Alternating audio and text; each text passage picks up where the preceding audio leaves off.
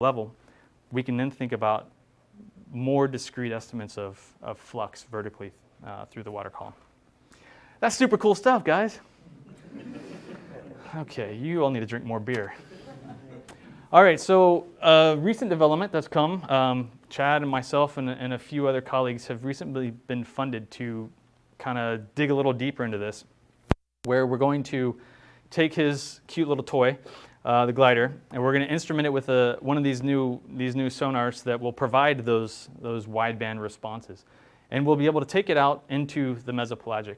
In addition to that, we'll have 3, possibly 4 of these drift cams, it's kind of like an Argos float that National Geographic's been working with, which will go down at these same depths and collect high-resolution imagery, be networked together so we know where each of them are. They will communicate or be smart, if you will, and then we'll overlay that with our full water column echogram so that we can now think about where these dynamics exist, how their interactions may be mediated by the physics or by the light or by some other process that we haven't yet identified, and really get some fine-scale information to think about the approach across multiple scales.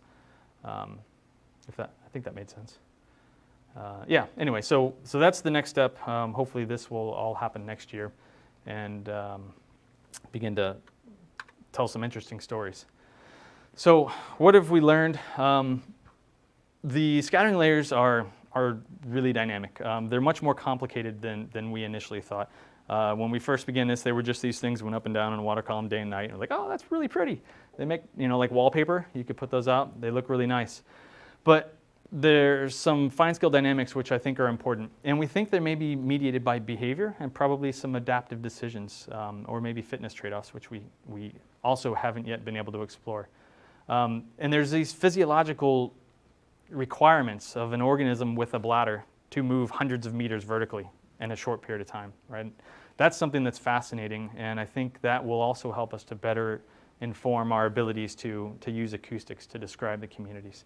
The hydrodynamic part is something that we'd like to get further insight in and really put our finger on the role of light or illumination in driving these patterns that we see. But I think altogether we're going to be able to tell some really interesting stories to describe how dynamic the Gulf of Mexico is and the scattering layers, what dictates or drives this patterns and variation, and then how they compare to those that we see in the world's oceans. So enough of that yammering. What do we do? Well, we're interested in describing spatial and temporal dynamics, principally of nekton, across lots of different ecosystems, have great interests in a number of things. Really enjoy the application of technology and developing new ways to address problems and doing it through technology in non-invasive ways that traverse multiple scales in space and time. And finally, behavior is something that we're really beginning to appreciate and think about across a suite of systems where I guess we initially didn't appreciate that. So what are the other things that we're working on? This is something that's sort of been a pet project for the last couple of years. This is using that wideband acoustic approach to identify and describe reef fishes. This was funded initially out of the Florida RACIP program and then has been kicked off by NOAA since then. And ultimately what we're doing is we're scanning a bunch of fish, generating 3D models from them, and then from those 3 models, we can then generate acoustic models. What would they look like acoustically across frequencies? Across frequencies and across orientations. So how these organisms change. And then think about how they compare to one another. So my highlight here, the good news is that based on our acoustic data, we have a 93% chance of correctly classifying among the dominant reef fishes that we have in the modeling world. So that means we'll probably be about 10% in the real world, right? Is that how that works? Hopefully better. But in the dominant reef fishes, we applied this to, I think, 9 or 10 different reef fish that we have access to out here in the West Florida Shelf, and it's actually working quite well. So we look forward to putting this into the in situ operational mode and seeing how that turns out. Next, with Jim Lacazio, myself, and a couple others in the lab, trying to link the acoustic responses we see from the active component to the passive component, focusing on Goliath Grouper as sort of our test subject, where they aggregate in these very predictable, very large aggregations, provide a really large target that you just can't miss, and also make a lot of sound, right? And so we're trying to figure out if there's ways that we can integrate these two methodologies together to derive two independent estimates of biomass, if you will, or abundance, and try to determine, what trade-offs are there, but also are there ways of making a survey for a siniferous fish more efficient.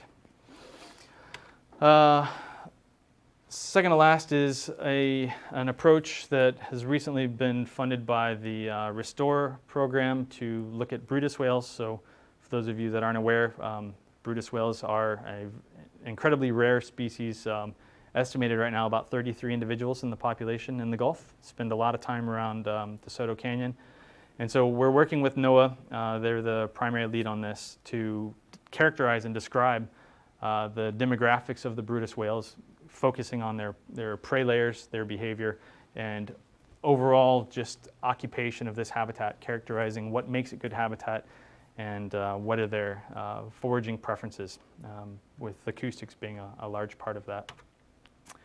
And then lastly, our autonomous or remote technology. So I like toys, kind of like others do. And so we've developed with Sea Robotics an autonomous vessel here. This is number 2, which was developed so that we could take it up to the Arctic. We package it up in a crate, take it up to the Arctic, and we deploy it in the Chukchi and Beaufort Seas off of the beach. So we can have our acoustic instruments that were there, run surveys and transects in places where it's just not feasible to use a boat, or there were no boats available.